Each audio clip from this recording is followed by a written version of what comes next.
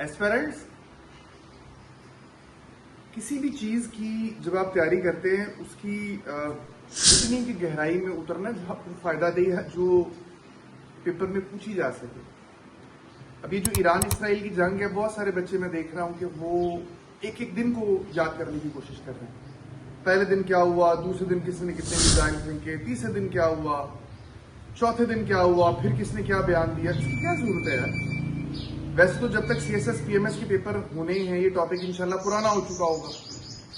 अगर फर्ज करें कि आज भी कोई बंदा, आपको एग्जामिनर जो है वो पेपर सेट करे, आज भी बैठ के सीएसएस और पीएमएस का, वो ये तो नहीं पूछेगा कितने मिसाइल चले, क्योंकि जब तक पेपर होने हैं मिसाइलों की फिगर्स तो बदल चुकी होगी, डेथ टॉल बदल चुका होगा। वो आपसे सिर्फ ओवरऑल एनालिसिस मांगेगा, और वो एनालिसिस क्या है कि कौन कौन सी वजूहात थी जो सूरत हाल को यहां तक ले आई, पहले नंबर पर। दूसरे नंबर पे ये जो एक वॉर है इसका ओवरऑल क्या इम्पैक्ट है पाकिस्तान पर पर्टिकुलरली और रीजन पर इन जनरल, कि रीजन किस तरीके से डिस्टेबलाइज हो सकता है। उसमें आप बता देंगे कि जिसकी पॉलिटिकल डायमेंशंस ये हैं, इसकी इकोनॉमिक डायमेंशंस ये हैं, उसकी सोशल डायमेंशंस ये हैं।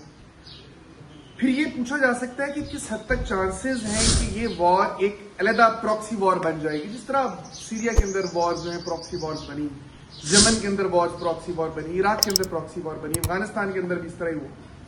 तो इसका इम्कान पूछा जा सकता है कि किस हद तक बड़ी ताकतें इसमें कूद पड़ें कि एक तरफ इसराइल की हमायत के लिए अमेरिका आ जाए, दूसरी तरफ ईरान की सपोर्ट के लिए चाइना और रशिया आ जाए, किस हद तक इसके इम्कान आता है, इस पर पूछा जा सकता है। या जो वे फॉरवर्ड है वो आपसे पूछा जा सकता है कि भाई सारा कुछ तो हो गया, अब क्या करें। उसके लिए फिर दो चीजें होंगी, एक इमीडिएट स्टेप्स और एक जो लॉन्ग टर्म स्टेप्स हैं वो क्या हो सकते हैं। बहरहाल कहने का मतलब ये है इस एक आधे मिनट की गुफ्तगू में जो मैं आपसे कर रहा हूं वो ये है कि यार चीजों पर एनर्जी उस तरह से जाया करें जो फायदेमंद हो।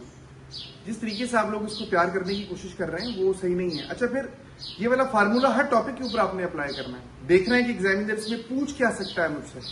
वो तारीखें नहीं पूछेगा, वो दिन नहीं पूछेगा, वो गिनतियां नहीं पूछेगा, वो ओवरऑल आपसे क्रिटिकल एनालिसिस मांगेगा, और यही सीएसएस और पीएमएस के एस्पायरेंट को आना चाहिए। Best of luck.